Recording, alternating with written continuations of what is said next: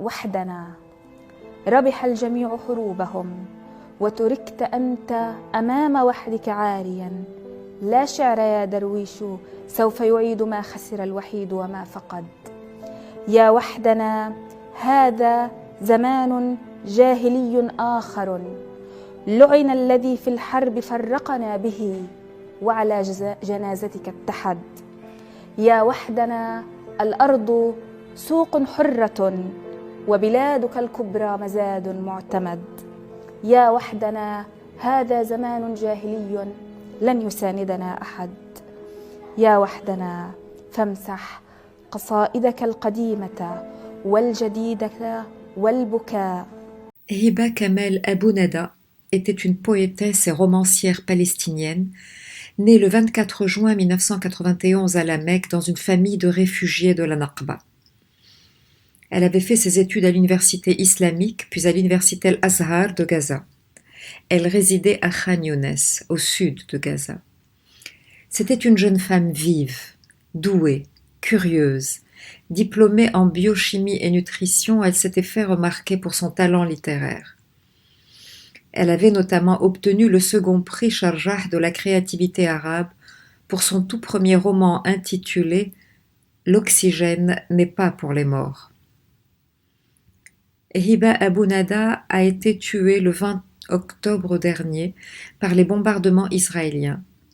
Elle a été ensevelie sous les gravats de son immeuble. Elle n'avait que 32 ans. Hiba avait laissé ce message bouleversant. Si nous mourons, sachez que nous sommes satisfaits et fermes, et dites au monde, en notre nom, que nous sommes des gens justes, du côté de la vérité. Sur son Facebook, alors que Gaza pleurait déjà des milliers de morts, elle avait écrit un texte d'une beauté tragique et percutante. Ma liste d'amis se rétrécit et se transforme en petits cercueils éparpillés ici et là.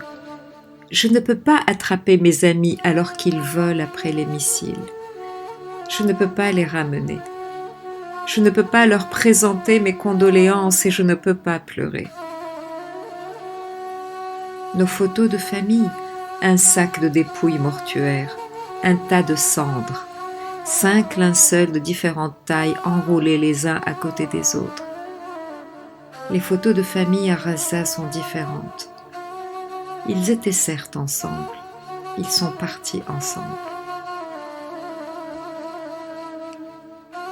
Elle poste encore ce poème inoubliable. La nuit de la ville est sombre, en dehors de la lumière des missiles. Silencieuse, en dehors du bruit des bombardements. Terrifiante, en dehors du réconfort des prières. Noire, en dehors de la lumière des martyrs. Bonne nuit, Gaza. Tasbah al-akhir, ya Gaza. Quelques jours seulement avant sa propre mort tragique, cette magnifique jeune femme écrit « Nous nous trouvons dans un état de bonheur indescriptible au milieu du chaos.